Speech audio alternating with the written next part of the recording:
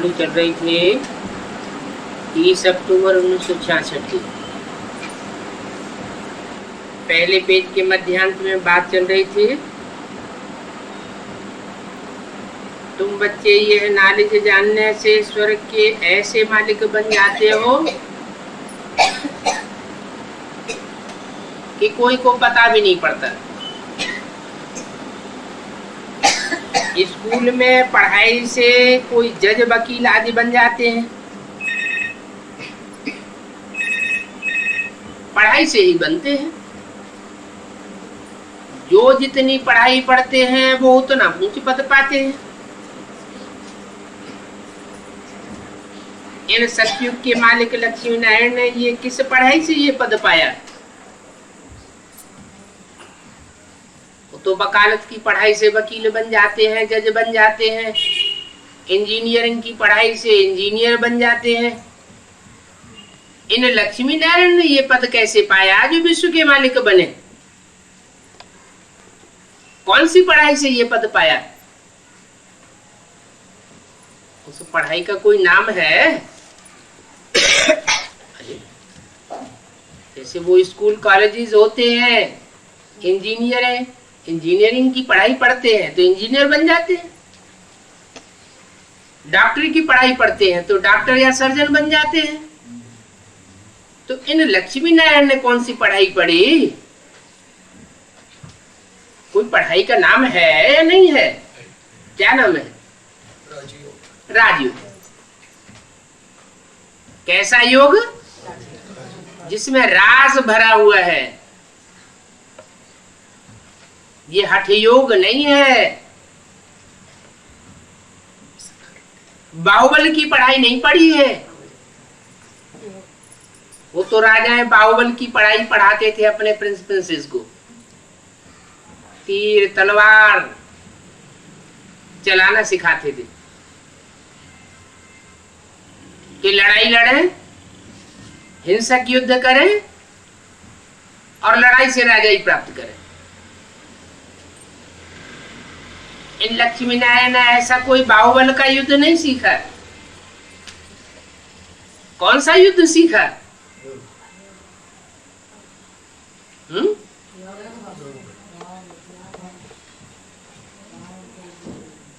अहिंसक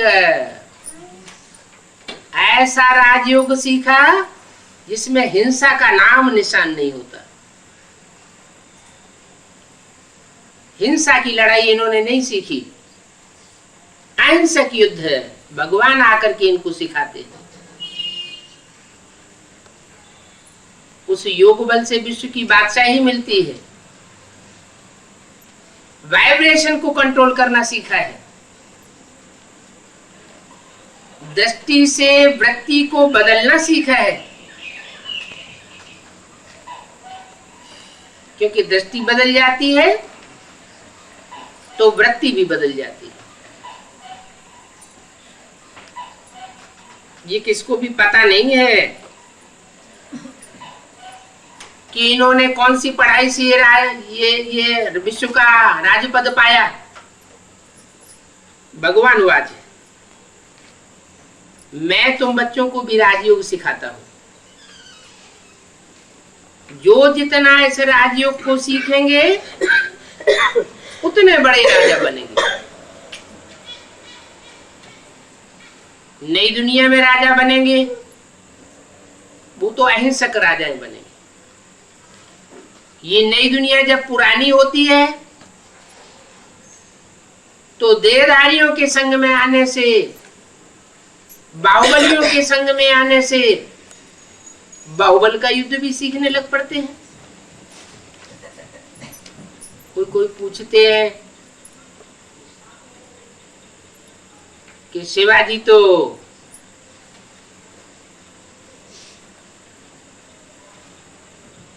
इतने श्रेष्ठ राजा हुए, भारतीय राजाओं में उनका नाम है, फिर वो छोटे राजा क्यों बने? उन्होंने तो बड़ा ही राजयोग सीखा होगा।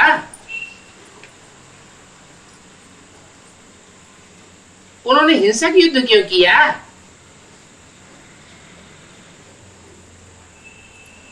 कलयुग अंत में आकर उन्होंने हिंसक युद्ध किया। हिंसक के संग में आने से हिंसक बन जाते हैं। बाप अभी अहिंसक युद्ध सिखाने आए हैं। ये वाइब्रेशन का युद्ध है, सत्य असत्य का युद्ध है। सत्य एक सच्चा गॉड फादर ही आकर के बताते हैं। सारी दुनिया में झूठ ही झूठ फैला हुआ है और सच्चाई को जानने वाले तुम बच्चे मुट्ठी भर हो। तो मुट्ठी भर बच्चे ये 500-700 करोड़ की झूठी दुनिया से कैसे टक्कर लेंगे? कहते हैं पांडव कितने थे? 5 पांडव थे और कौरवों यादवों की संख्या 18 अक्षौणी थी। जो 18 अक्षौणी संख्या आज की 500-700 करोड़ जनसंख्या के बराबर होती। फिर ये 5 कैसे विजयी हो गए? उनकी बुद्धि में भगवान बैठा हुआ था। उन्हें प्रैक्टिकल भगवान की पालना मिल रही थी, तो उनमें वो फोर्स आ गया। दुर्योधन ने भगवान से जाकर के मांगा, हमें आपका सारा राजपाट, सारी छेना चाहिए, सारा मान मर्तबा हमें चाहिए। और अर्जुन पांडव था, उसने मांगा हमें कुछ नहीं चाहिए आपका, हमें सिर्फ आप चाहिए। तो जिसकी तरफ भगवान होता है, जिसकी बुद्धि में भगवान बैठ जाता है, वो तो सबसे ज्यादा पावरफुल बन जाता है। सर्वशक्तिवान जिसको मिल गया, उसको और क्या चाहिए? सारी दुनिया शक्ति को पूजती है, मानती है। शक्ति के बगैर तो कुछ भी नहीं होता। उस शक्ति की प्राप्ति सर्वशक्तिवान बाप से होती है। वो हिंसक शक्ति नहीं देता, अहिंसक शक्तियां देता है। तो भगवान वाचे है कि ऐसी शक्तियां देने वाला राजयोग मैं तुमको सिखाता हूं। बाप कहते हैं ऐसा कोई विद्वान आचार्य नहीं होगा जो ये कहे कि मैं तुम्हें यह विश्व का मालिक बनाता हूं।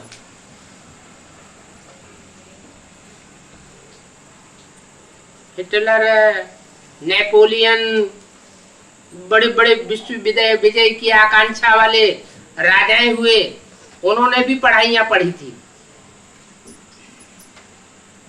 वो पढ़ाइयां पढ़ करके उनकी बुद्धि में भी ये आकांक्षा जागृत हुई कि सारी दुनिया के ऊपर हम राज्य करें। लेकिन युद्ध करते करते मर गए, लेकिन विश्व के ऊपर राज्य नहीं प्राप्त कर सके। ये तो बाप का ही करिश्मा है कि वो राजयोग सिखा करके ऐसा वाइब्रेशन को कंट्रोल करना सिखाता है कि मनुष्य तो मनुष्य है, ये सारी ही प्रकृति कंट्रोल में आ जाती है। कोई कहेंगे प्रकृति को तो आज वैज्ञानिकों ने भी कंट्रोल कर लिया है।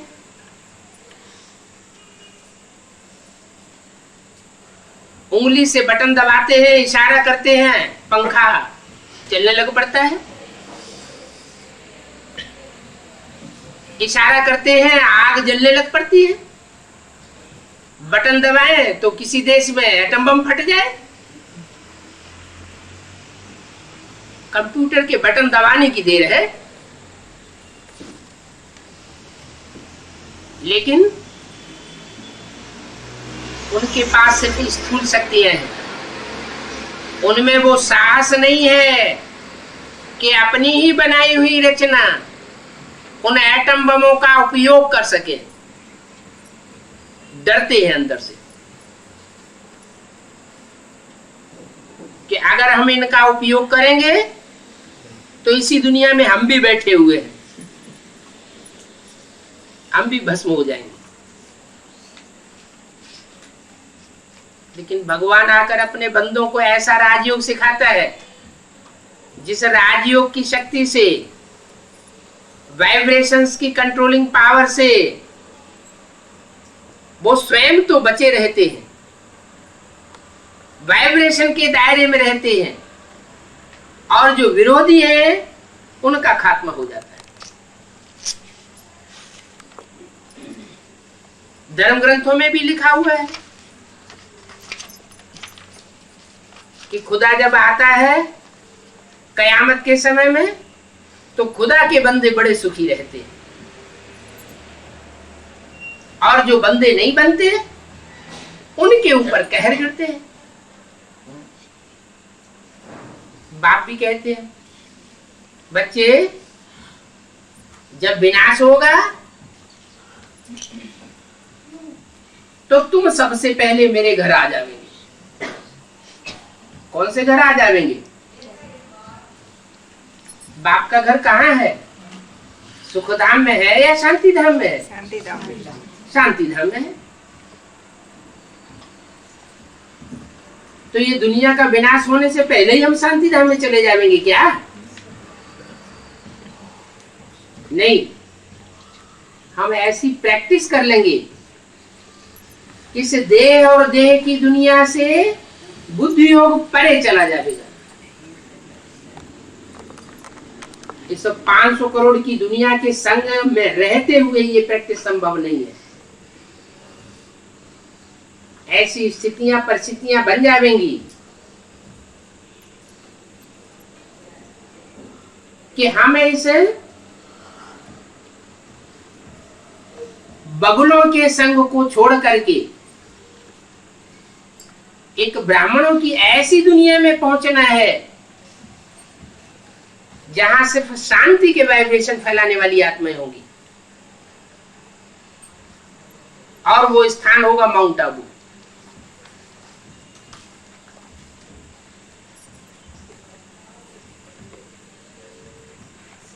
जहां के लिए बोला है कि तुम बच्चे परम धाम को इस सृष्टि पर उतार लेंगे। माने परम धाम में जो वाइब्रेशन है शांति का, कोई संकल्प नहीं, कोई भय नहीं, कोई आकर्वेला नहीं, कोई इच्छा नहीं, इच्छा मात्रम अविद्या, ऐसे संगठन का वाइब्रेशन बनेगा। और उस वाइब्रेशन का असर दुनिया में इतना फैलेगा कि जो नजदीकी आत्माएं होंगी वो स्वतः ही खिंची हुई चली आवेंगी। अभी सन 36 से लेकर के अब तक 67-68 साल हो चुके, 68 ईयर्स। कितनी भाषणबाजी हुई ज्ञान की।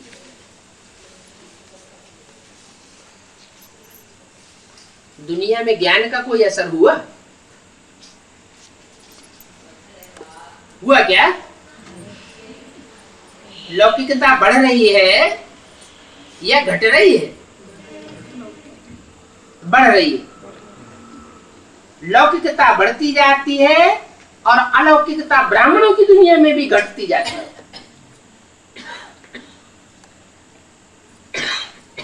तो भाषणबाजी का क्या फायदा हुआ?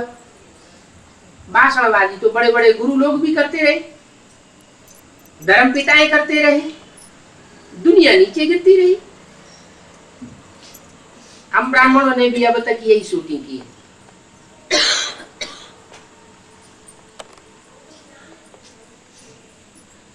तो कहते हैं मन के मौन से नई रंगत निकलेगी। जब वाचा की शक्ति से परिवर्तन नहीं होता, कर्मेंद्रियों की भागदौड़ से परिवर्तन नहीं होता,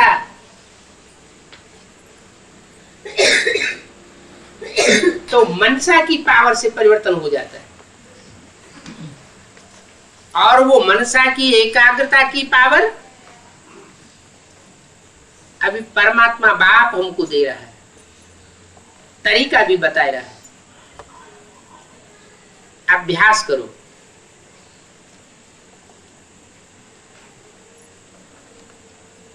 ये बलात्पूर्वक सन्यासियों की तरह जोर जबरदस्ती से घर गृहस्थ छोड़ करके भागने की बात नहीं है। घर गृहस्थ में रहना है। जैसे पांडव भी घर गृहस्थ में रह करके युद्ध किया, उन्होंने तो हिंसक युद्ध दिखाई दिया है। वास्तव में हिंसक युद्ध की बात नहीं है, ये तो सत्य असत्य का अहिंसक युद्ध है। जो युद्ध हमें लड़ते रहना है। अपने अंदर भी जानते हैं कि हम कितना सच्चाई पर चल रहे हैं, कितने झूठे पर चल रहे हैं। हर मनुष्य के अंदर, हर आत्मा के अंदर अपने पूर्व जन्मों का हिसाब किताब दुष्ट संकल्पों के रूप में और सत संकल्पों के रूप में चलता रहता है। दुष्ट वाइब्रेशन भी आते हैं और सत्य वाइब्रेशन भी आते हैं। अच्छे संस्कार भी आते हैं, उदय होते हैं, और बुरे संस्कार भी उदय होते हैं। एक बार मन करता है बुराई का साथ दें, दूसरी बार मन करता है नहीं, सच्चाई का साथ दें।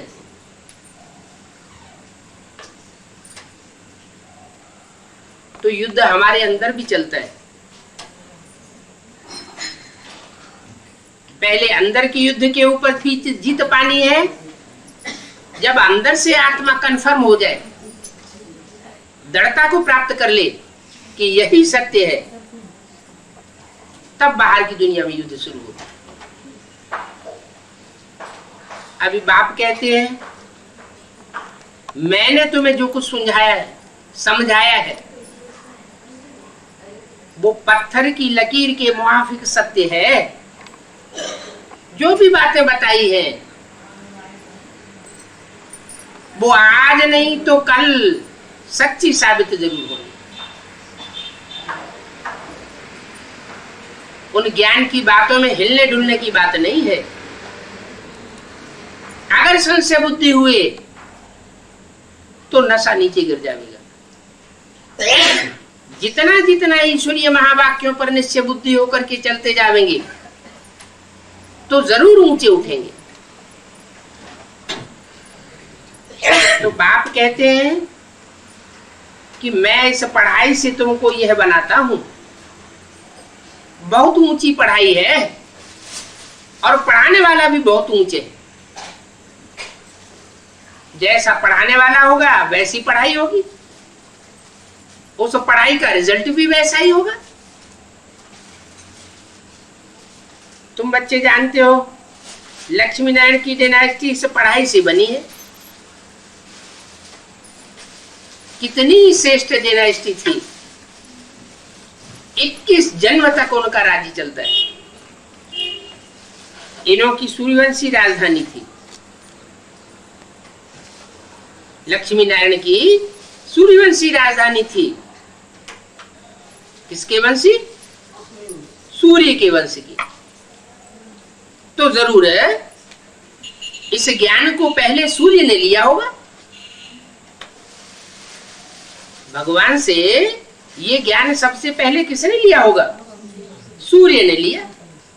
तो वो सबसे ऊंच पद पाने वाला हुआ। सूर्य इस सौर मंडल का मुखिया माना जाता है। वो तो जड़ सूर्य है। कोई आत्मा चैतन्य ज्ञान सूर्य भी है, और वो चैतन्य ज्ञान सूर्य वो जो जनरेशन बनाता है, जो रचना तैयार करता है, आत्माओं को ज्ञान दे करके आगे बढ़ाता है, फोर्स में लाता है, वो सारी की सारी सेना सूर्यवंशी कही जाती है।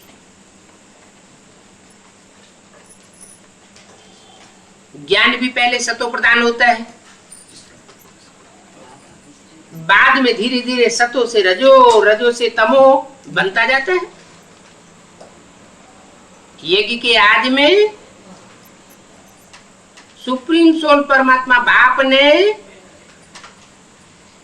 जिसमें पहले पहले प्रवेश किया ज्ञान देने के लिए, वो ज्ञान सूर्य का पाठ था, लेकिन गुप्त था। बीज गुप्त पड़ा। उस समय भक्ति का फाउंडेशन ज्यादा था। सारी दुनिया में भक्ति ही भक्ति। भक्ति के बगैर बच्चे उठ नहीं सकते थे। तो ओम की ध्वनि का उच्चारण हुआ। ब्रह्मा के मुख से भी पहला शब्द निकला ओम। मैं आत्मा शांत स्वरूप हूं। मैं आत्मा 3 प्रकार का पाठधारी हूं। आ उ मा। मैं आत्मा ही अपने लिए अपनी दुनिया रचने वाली हूं। तो जैसे ब्रह्मा के सत्संकल्पों से सृष्टि रची जाती है, वैसे हम ब्राह्मण बच्चों के द्वारा भी अपने ही संकल्पों से अपनी सृष्टि रचने का कार्य भी चल रहा है। अभी शूटिंग हो रही है। जितना हम श्रीमत के अनुकूल संकल्प चलाते हैं, उतना हम अपने लिए श्रेष्ठ सृष्टि रच रहे हैं। और जितना मनमत या और दूसरे मनुष्य गुरुओं की मत पर प्रभावित होकर के दुष्ट संकल्प चलाते हैं या श्रीमत के बरखिलाफ संकल्प चलाते हैं, उससे हमारे लिए दुख की सृष्टि सृजन हो रही है।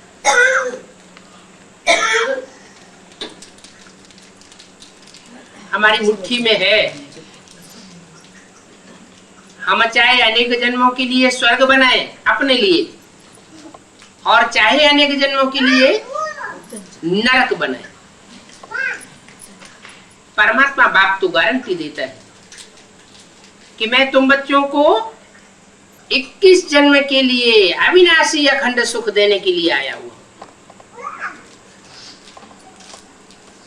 लेकिन पूरा निश्चय बुद्धि न होने के कारण बच्चे 21 जन्मों में पूरी प्राप्ति नहीं कर पाते।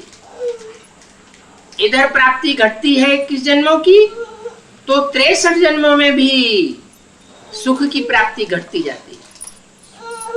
21 जन्मों के आधार पर 63 जन्मों का हिसाब बनता जाता है। आत्मा में पुरुषार्थ के संस्कार पक्के होते जाते हैं। जैसा जैसा हम पुरुषार्थ करते हैं, वैसी वैसी प्राप्ति होती है। मनुष्यों की मत पर है या मनमत पर पुरुषार्थ करते हैं तो दुख का सृजन करते हैं। श्रीमत के आधार पर चलते हैं तो सुख का सृजन करते हैं। तो ये ईश्वरीय पढ़ाई की कमाल है। इस पढ़ाई के ऊपर जो जितना जास्ती ध्यान देता है, वो उतना ही ऊंच पद पाने वाला बन सकता है। इन सूर्यवंशियों की राजधानी बनी थी, चंद्रवंशियों की राजधानी नहीं बनी। इस्लामी बौद्ध वंशियों की राजधानी नहीं बनी। ईश्वर की मत से किसकी राजधानी स्थापन हुई थी? सूर्यवंशियों की राजधानी स्थापन हुई थी। सूर्य क्या करता है? स्वयं जलता है और संसार को रोशनी देता है। तो हम बच्चे भी भगवान के बच्चे हैं, ज्ञान सूर्य के बच्चे हैं। हमें अपनी परवाह नहीं करनी चाहिए कि हमारा क्या होगा। हम तो बाप के बच्चे बन चुके, ज्ञान सूर्य की औलाद बन चुके। हमारा तो अकल्याण हो ही नहीं सकता। हमारे में जितनी पावर है उतनी और पावर कोई में आ भी नहीं सकती। हमें इतना निश्चय होना चाहिए, विश्वास होना चाहिए, तभी हम खुद आगे बढ़ेंगे और दूसरों को भी आगे बढ़ाने योग्य बना सकेंगे। तो ये शक्ति सूर्यवंशियों ने कैसे प्राप्त की, तो कोई नहीं जानता। सत्य के लिए तो कह देते हैं लाखों वर्ष हुए। अब लाखों वर्ष की तो ये सृष्टि होती नहीं। कह इसलिए देते हैं कि कोई पूछ न बैठे कि लाखों वर्ष का हिसाब किताब बताओ,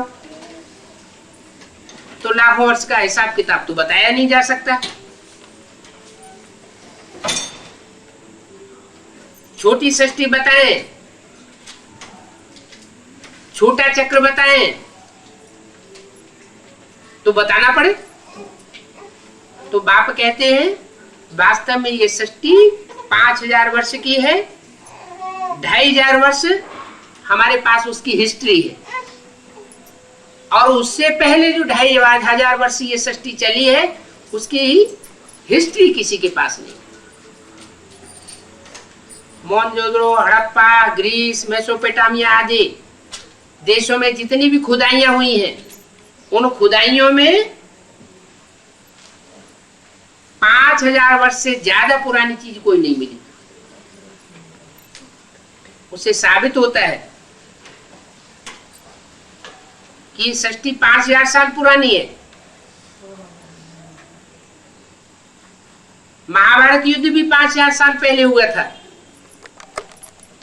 जो महाभारत युद्ध के आसार थे वो आसार अभी भी है।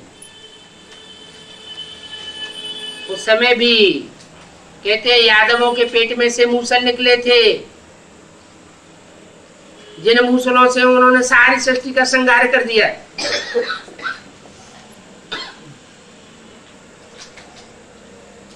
वो पेट के मूसल नहीं थे। तो प्रतीकात्मक भाषा है। ये बुद्धि को भी पेट कहा जाता है।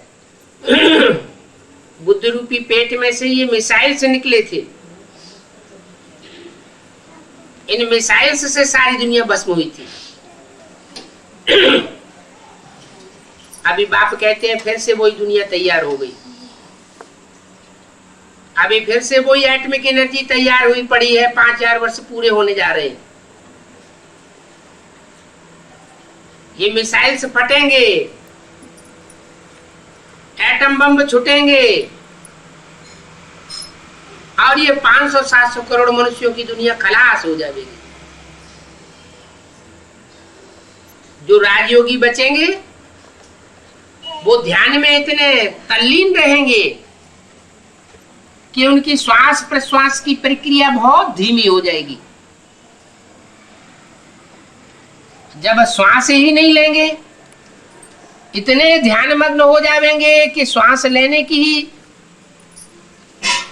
बात न रहे, इंद्रियां अपना काम ही करना बंद हो कर दें, एकदम निश्चल हो जावे, तो इंद्रियों का भोग भी अनुभव नहीं होगा।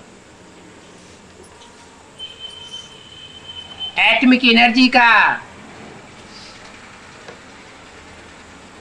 जो विस्फोट होने का सामान है, जो वातावरण को दूषित करता है, उस प्रदूषण का असर उन राजयोगी आत्माओं के ऊपर नहीं होना है, क्योंकि उनकी श्वास प्रश्वास की प्रक्रिया धीमी हो जाएगी। और जिन्होंने नहीं सीखा है या उस पराकाष्ठा को नहीं पहुंचेंगे, उनके ऊपर उसका असर पड़ेगा। अभी जो हम सीख रहे हैं वो तो बहुत छोटी प्रक्रिया है, क्योंकि अभी माया का असर जास्ती होता है।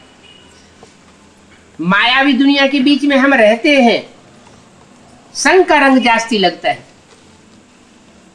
कहां मुट्ठी भर ब्राह्मण और कहां 500-700 करोड़ की ये प्रदूषण फैलाने वाली दुनिया। हम अपने को सुधारने की कोशिश करते हैं, दुनिया का वाइब्रेशन हमको प्रदूषित कर देता है, हमारी दृष्टि दूषित हो जाती है, हमारी वृत्ति दूषित हो जाती है। तो अभी हमारी परीक्षा हो रही है, दृढ़ता की परीक्षा है, कौन कितने निश्चयवान हैं। इसलिए उस गीता में भी लिखा हुआ है, निश्चय बुद्धि विजयते, अनिश्चय बुद्धि विनश्यते।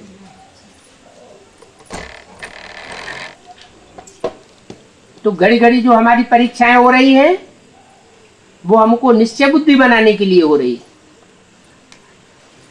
आखिरी में जब हम निश्चय बुद्धि पक्के बन जाएंगे नंबरवार पुरुषार्थ अनुसार, तो हम अपने वतन की ओर चले जाएंगे। कुछ ऐसे सर्कमस्टांसेस बनेंगे कि हम इस दुनिया में रह नहीं सकेंगे। जो बोला है, हंस बगुले इकट्ठे रह नहीं सकते। सारी दुनिया गंध खाने वाले बगुलों की है। गंध खाने को वो बहुत बड़ी उपलब्धि समझते हैं, और हमारी बुद्धि में ये बात बैठी हुई है कि ये गंध की दुनिया अब नष्ट होने वाली है। जैसे कौआ है, विष्टा खाता है तो उसमें ही उसको बहुत मजा आता है।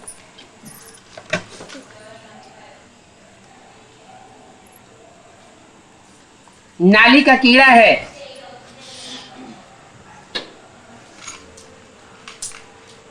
और नाली में ही सुख रहता है। उसको नाली में से निकाल करके साफ सुथरे स्थान में धूप में उसको रख दिया जाए तो तिल मिला के खलास हो जाता है। तो आज की जो 500-700 करोड़ की दुनिया, वो ऐसी गंध में पलने वाली आदि दुनिया हो चुकी है। हम आत्माएं तो सतयुग में देवताएं थे, देवता ही हमारे संस्कार थे।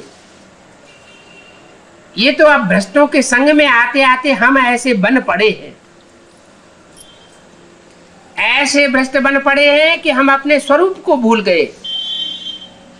हमारी बुद्धि में ये पक्का बैठता नहीं कि हम ही सूर्यवंशी देवताएं थे। जब ये निश्चय बुद्धि हो जाएगा, अटल निश्चय हो जाएगा, तो फिर हमारा ट्रांसफर होगा। हम ऐसे संगठन में पहुंचेंगे जहां एक ही प्रैक्टिस रह जाएगी, क्या? एकाग्रता की। और वो एकाग्रता की प्रैक्टिस इतनी पराकाष्ठा को पहुंचेगी कि इंद्रियां निश्चल हो जाएंगी। जो बोला है, याद में रहने वाले के नेत्र भी एक टिक हो जाते हैं। सिर्फ नेत्रों की बात ही नहीं है, नाक, आंख, कान, हाथ, पांव, जो भी इंद्रियां हैं वो इतनी निश्चल हो जाएंगी कि वो अपना भोग लेना ही बंद कर देंगे। अभी भी कोई कोई अनुभव करते होंगे कि जिन दिनों अच्छी याद की अवस्था रहती है, उन दिनों खुशी जैसी खुराक नहीं। ये अनुभव करते हैं। भूख ज्यादा नहीं लगती, प्यास ज्यादा नहीं लगती, बाहर की दुनिया का सुख लेने की इच्छा नहीं होती। अभी वो अभ्यास पक्का नहीं हुआ है। अभी इंद्रियों का सुख लेने का अभ्यास 63 जन्म का उछाल मारता रहता है। बार बार इच्छा होती है इंद्रियों का सुख भोगने की, लेकिन अभी जल्दी ही ऐसा टाइम आने वाला है नंबरवार पुरुषार्थ अनुसार, जो हर आत्मा, जो सूर्यवंशी बाप के बच्चे हैं, उनको ऐसा पुरुषार्थ करने की तीव्र इच्छा होगी कि हम शांति देश के वासी बने। इंद्रियां शांत हो जाएं, निश्चल हो जाएं, तो ऐसा राजयोग सिखाने के लिए बाप आया हुआ है। इसमें भाग दौड़ करने की बात नहीं है, भाषणबाजी करने की बात नहीं है। भाषणबाजी करने से कोई विश्व की बादशाही नहीं मिलने वाली है।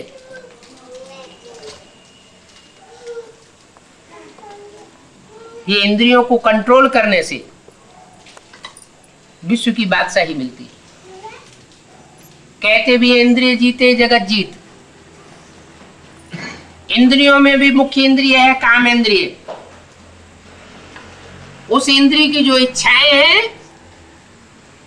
वो खलास हो जाएंगी। इंद्रियां शीतलता का अनुभव करें, ऐसी स्टेज जब बनेगी तब समझो हम इंद्रिय जीते जगत जीत बने। और जो जितना जगत जीत बनता जाएगा उतना ही जन्म जन्मांतर की उसकी राजाई पक्की होती जाएगी।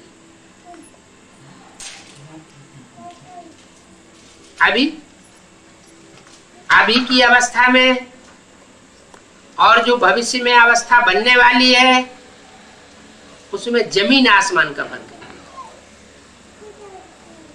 क्यों फर्क है? संग तारे कुसंग बोले। तो अभी हम कुसंग में पड़े हैं या सत्संग में पहुंच गए हैं? अभी सत्संग में पहुंच गए। अभी कितनी देर के लिए? थोड़ी देर के लिए। थोड़ी देर के लिए। बाहर निकले बाहर जाते कुसंग। बाप के सामने आते उमंग, उमंग उत्साह बढ़ता है। बाहर की दुनिया में जाते उमंग उत्साह खलास हो जाता है, क्योंकि माया की दुनिया में चले जाते। माया का पसारा तो बहुत भारी है। बाप जो दुनिया तैयार करने आया है वो 9 लाख आत्माओं की दुनिया होगी। कितनी श्रेष्ठ आत्माएं होंगी वहां? सिर्फ 9 लाख। और आज जो माया भी पसारा फैला हुआ है उसमें मनुष्यों की संख्या कितनी है? 500-700 करोड़। तो फर्क तो जरूर पड़ेगा। गीता ये फैमिली प्लानिंग का शास्त्र है। दुनिया की जो गवर्नमेंट्स है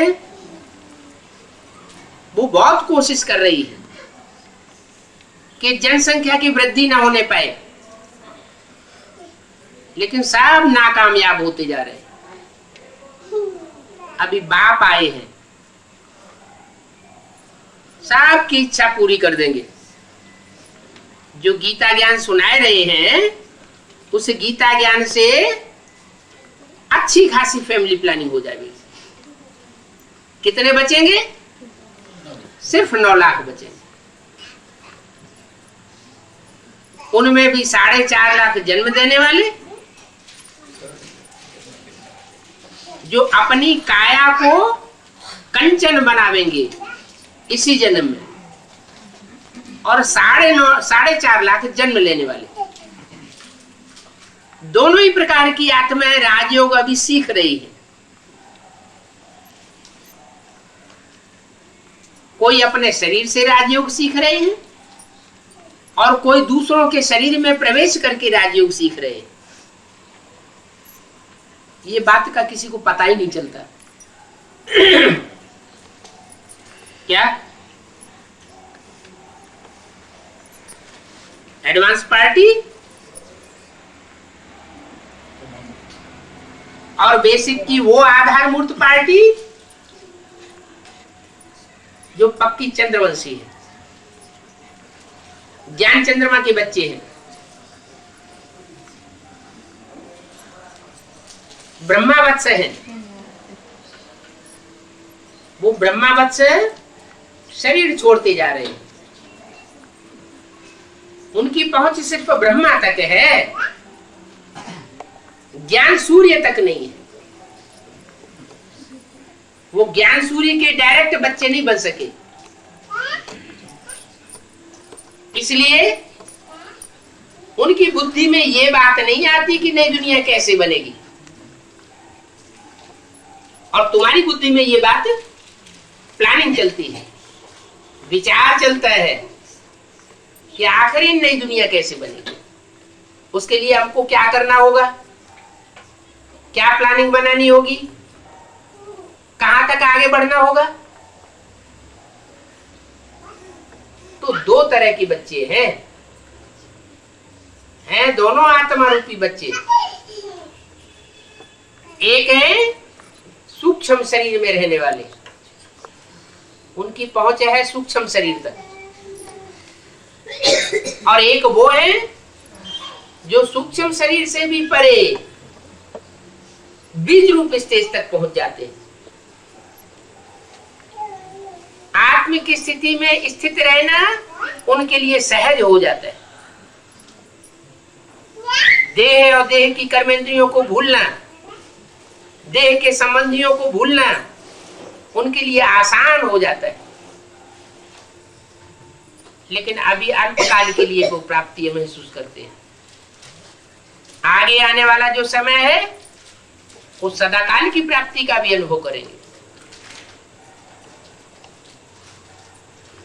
तो ये प्राप्ति और अप्राप्ति दोनों का टाइम अभी चल रहा है। उसका आधार क्या है? श्रीमत। वो श्रेष्ठ ते श्रेष्ठ कौन है? जिसकी मत पर चलने से हम जन्म जन्मांतर के सुख प्राप्त करते हैं। एक की मत पर चलने से सदगति को प्राप्त करते हैं, और अनेकों से प्रभावित होने से दुर्गति को प्राप्त करते हैं। एक और अनेक,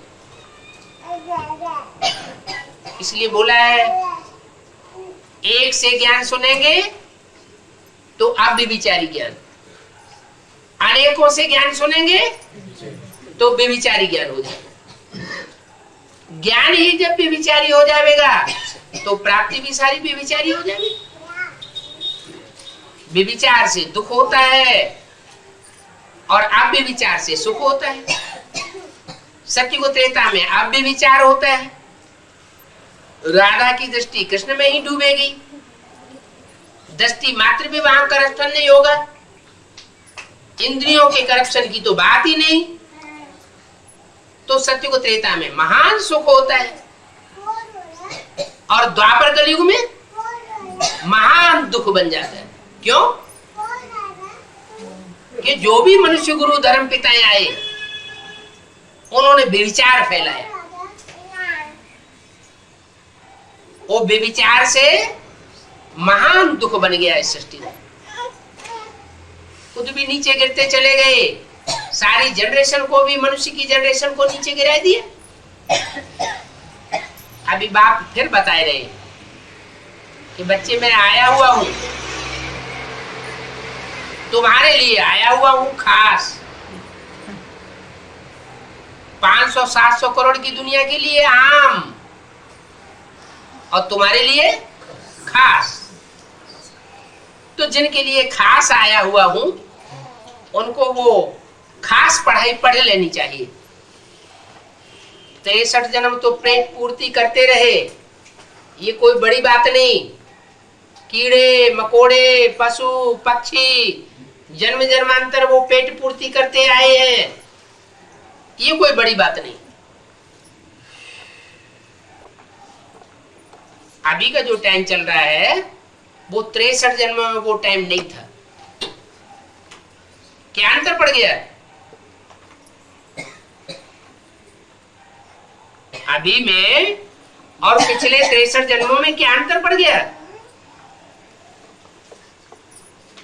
अभी सृष्टि को पलटने वाला बाप आया हुआ है, सुप्रीम सोल आया हुआ है, मनुष्य इस सृष्टि को नहीं पलट सकते।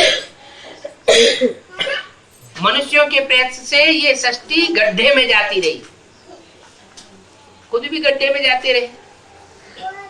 जन्म जन्मांतर के संस्कार पड़े हुए हैं गड्ढे में जाने के।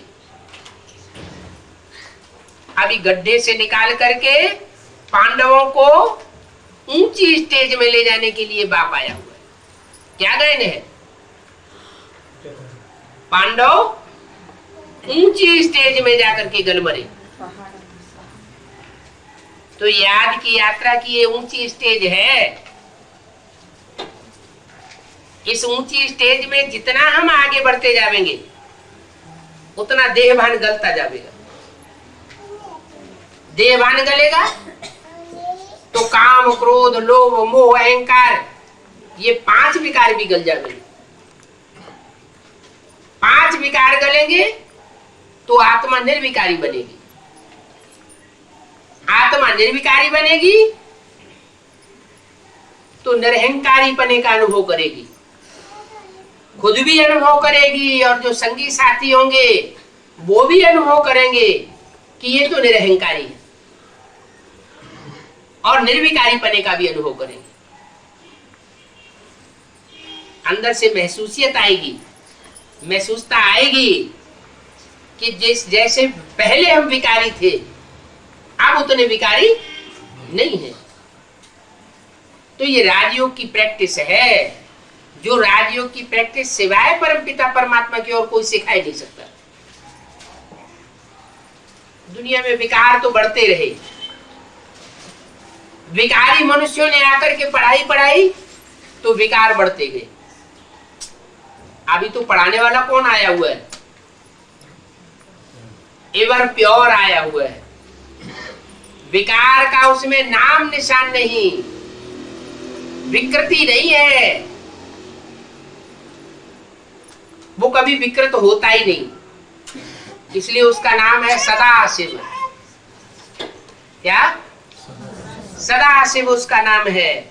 सदैव कल्याणकारी है, अकल्याणकारी होने की बात ही नहीं। लेकिन पहचानना थोड़ा मुश्किल हो जाता है। सारी बातें है जानने और पहचानने की। इतने साल जो बीत गए ज्ञान में चलते चलते, उसका कारण क्या हुआ कि पढ़ाई अभी तक भी पूरी नहीं हुई, नंबरवार बुद्धि में बैठा है। सबसे बड़ी शिफ्ट है जो भगवान आकर के बच्चों में देखते हैं। भगवान आकर के बच्चों में क्या बात देखते हैं? एक विशेष बात देखते हैं और कुछ नहीं देखते। क्या? बच्चों को आकर के अपना बनाते हैं तो क्या बात देखते हैं? 500 करोड़ को क्यों नहीं उठाए लेते? मुट्ठी भर बच्चों को क्यों उठाते हैं? ऐसी क्या खसूसियत है? याद आया? नहीं याद आया? बाप को पहचानने की जो खसूसियत है वो 500-700 करोड़ मनुष्य आत्माओं में नहीं है। ये विशेष मुट्ठी भर बच्चे हैं जिनमें बाप को पहचानने की नंबरवार खसूसियत है। वो भी 68-70 साल होने जा रहे हैं तब नंबरवार पुरुषार्थ अनुसार पहचान की स्टेज में आए, और वो भी अभी परीक्षा होगी कि कौन कितने निश्चय बुद्धि है। जितने जितने निश्चय बुद्धि होंगे उतना उतना माला में ऊंचे मणके की विजय प्राप्त करते जाएंगे। अनिश्चय बुद्धि होंगे तो माला का मणका नीचे खिसक जाएगा, मालाएं भी नीचे खिसक जाएंगी। कोई 8 की माला में आवेंगे, वहां से नीचे खिसकेंगे तो 108 की माला है, कोई उसमें आ जाएंगे। 108 की माला में भी कोई पहले नंबर में होंगे, कोई लास्ट नंबर में होंगे। वहां से भी नीचे गिरे, अनिश्चय बुद्धि बने, तो ब्रह्मा की 1000 भुजाओं में।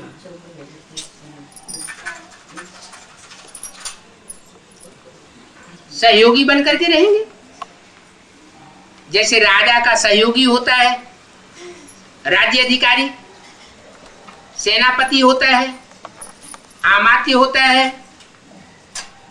तो राज्य अधिकारी सहयोगी होता है ना। तो ऐसे सहयोगी बन करके रहेंगे, राजा नहीं बनेंगे। राजा नहीं बनेंगे, सहयोगी बनेंगे, तो ब्रह्मा की 1000 भुजाओं में आ जाएंगे। जो गायन चलता है श्री श्री 1008,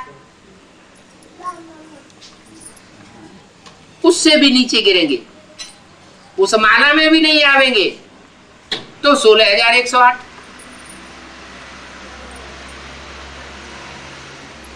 उनमें 16000 ऐसे हैं, 15000 कहो, जो न महाराजा बनेंगे, न राजा बनेंगे, न राज्य अधिकारी बनेंगे, सिर्फ राजघराने में जन्म लेकर के रह जाएंगे, प्रिंस प्रिंसेस बनते रहेंगे। वो भी कोई एक जन्म बनेंगे और कोई अनेक जन्मों तक बनते रहेंगे। तो सारा मदार है निश्चय बुद्धि के ऊपर। किसके ऊपर निश्चय है? अपने ऊपर भी निश्चय और अपने बाप के ऊपर निश्चय। वो कौन सा बाप है, उसका नाम रूप धाम कौन सा है? माया हिलावेगी। माया का काम क्या है? हिलाना। और बाप आकर के ज्ञान सुना सुना के निश्चय बुद्धि से परिपक्वता लाते हैं। माया हिलाती है, ये बाप नहीं है।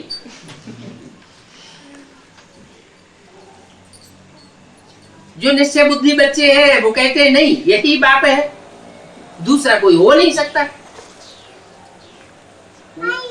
तो माया की और बाप के बच्चों की रस्साकसी चल रही है। ये रस्साकसी में अभी इशारा दे दिया कि जो रावण के 10 सिर हैं, वो 10 सिर अब थक चुके हैं। माया को यह महसूसता आने लगी है कि अब हमारा राज्य जाने वाला है, हमें ये राज्य देना ही पड़ेगा, हमारी राजाई अब चलने वाली नहीं है। और प्रकृति भी अब थक चुकी है।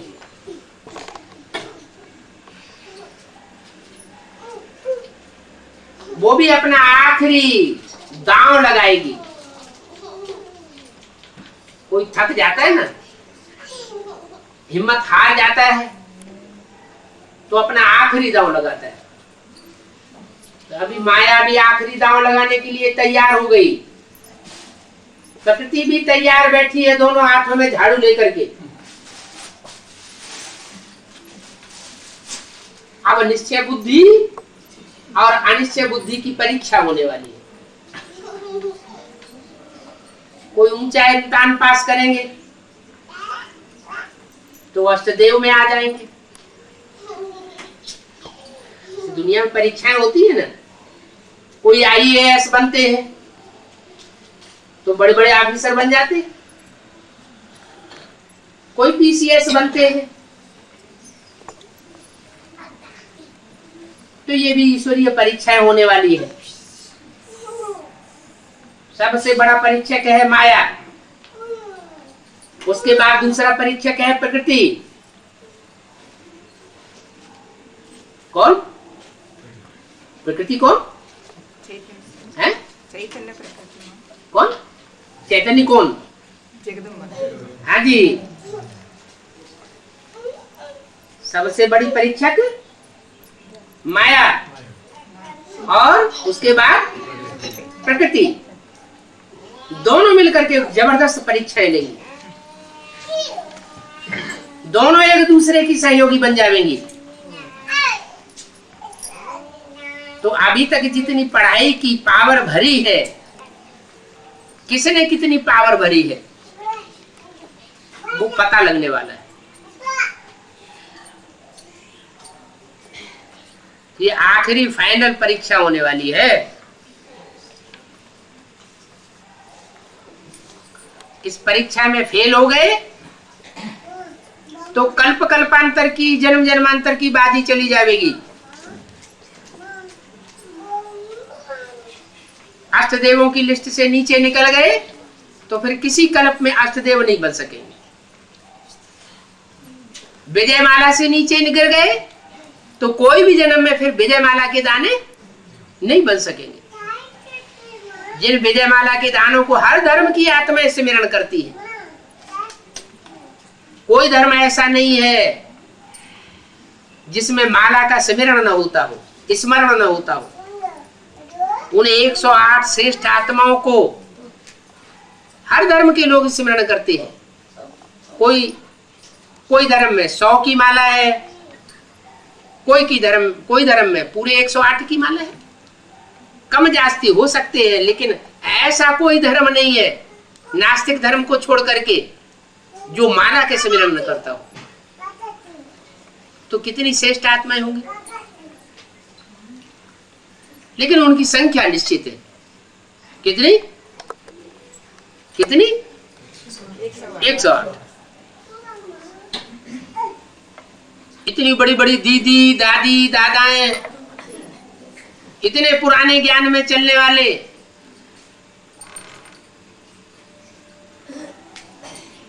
उनकी बुद्धि में नहीं है ये बात।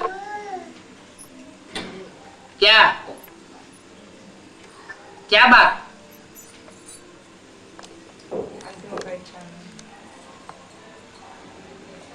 कि माला के मणके कैसे बनते हैं। तुमने पूरी गहराई को जान लिया है। फाइनल परीक्षा क्या है वो भी जान लिया। फाइनल परीक्षा का मुख्य क्वेश्चन क्या होगा? नष्टो मोह। अभी तो मोह अटके हुए हैं। कोई का खाने पीने की वस्तुओं में मोह अटका हुआ है, कोई का संबंधियों में मोह अटका हुआ है, कोई अपनी देह के मोह में अटका हुआ है। अब जिन बच्चों ने पढ़ाई पढ़ी है उनका मोह नष्ट होगा, लेकिन नंबर 1 जितना जितना नष्ट हो मोह होते जाएंगे, इच्छा मात्र विद्या बनते जाएंगे, उतना ऊंच नंबर माला में आते जाएंगे।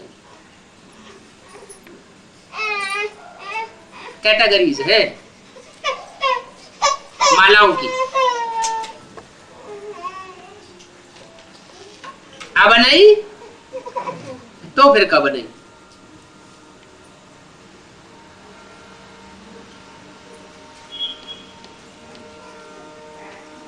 अभी तो लास्ट चांस आ गया पढ़ाई का। पढ़ाई पढ़ाने वाला कौन सी भाषा में पढ़ाता है? हिंदी भाषा में। माँ बाप बन के आया हुआ है, हैं? तो माँ बाप बन के आया हुआ है तो बच्चों की भाषा कौन सी होनी चाहिए? हैं? माँ बाप की भाषा होनी चाहिए। इतनी बात बताए रहा है स्पष्ट, तो भी बुद्धि में बात बैठती नहीं। क्या कि बच्चे कब कहे जाएंगे? हैं? या तो छोटे बच्चे कहे जाएंगे। छोटे छोटे बच्चे होते हैं ना जो गोद में खेलने वाले, वो कौन सी भाषा बोलते हैं?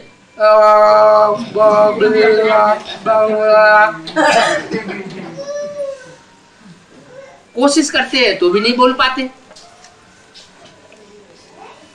तो पक्का कर देना है क्या कि रोज क्लास करना है बाबा का। क्लास माने संगठन क्लास, ऐसे नहीं घर में मुरली सुन ली। क्या सोसाइटी जब तक चेंज नहीं करेंगे तब तक भाषा नहीं आ सकती। कम से कम बोलना तो बिल्कुल नहीं आएगा।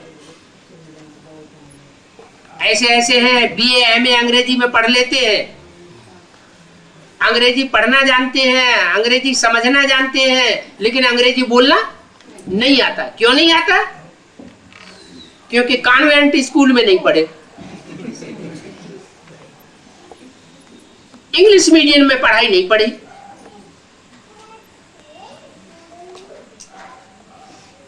तो अभी हिंदी मीडियम के स्कूल का पढ़ाई पढ़ने के लिए क्या करना पड़े? बाप तो रोज पढ़ाई पढ़ाता है? कैसेट में, वीसीडी में, डीवीडी में कौन सी भाषा में पढ़ाई पढ़ाता है? हिंदी में पढ़ाई पढ़ाता है। तो रोज पढ़ाई पढ़ना चाहिए या नहीं पढ़ना चाहिए? है? पढ़ना चाहिए। लेकिन क्या करते हैं? अपने घर में बैठ जाएंगे टीवी खोल के।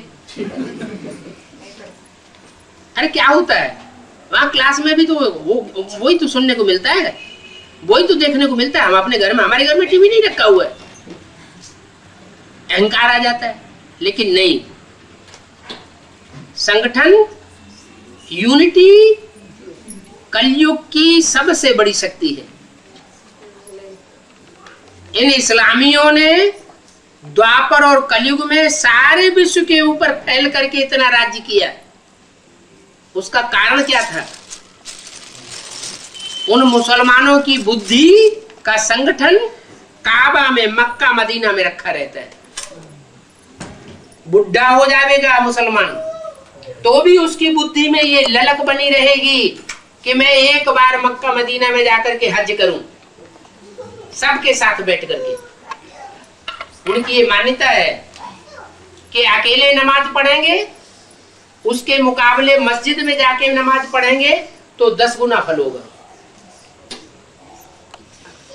अजमेर शरीफ में जाकर के नमाज पढ़ेंगे, वो जामा मस्जिद में जाके नमाज पढ़ेंगे तो उसका 10 गुना माने 100 गुना। अजमेर शरीफ में जाकर के नमाज पढ़ेंगे तो 1000 गुना सवाब मिलेगा। और काबा में जाकर के नमाज पढ़ेंगे तो 1,00,000 गुना सवाब मिलेगा। ये तो उनकी कहने की बात है, लेकिन वास्तव में बात यहाँ की है। जितने भी संगठन के बड़े बड़े प्रोग्राम्स होते हैं वो जरूर अटेंड करना चाहिए। गीता पाठशाला में तो रोज ही जाना चाहिए। गीता पाठशाला में क्लास करेंगे तो पक्का कर देना हिंदी ही बोलना है। क्या टीचर्स को ये पक्का कर देना, स्टूडेंट को ये पक्का कर देना कि हिंदी बोलना है, दूसरी कोई भाषा नहीं बोलना। तो भाषा बोलना आ जाएगा तो कम से कम बाप के बड़े बच्चे तो बनेंगे। छोटे छोटे बच्चे क्या पढ़ाई पढ़ेंगे? ओम शांति।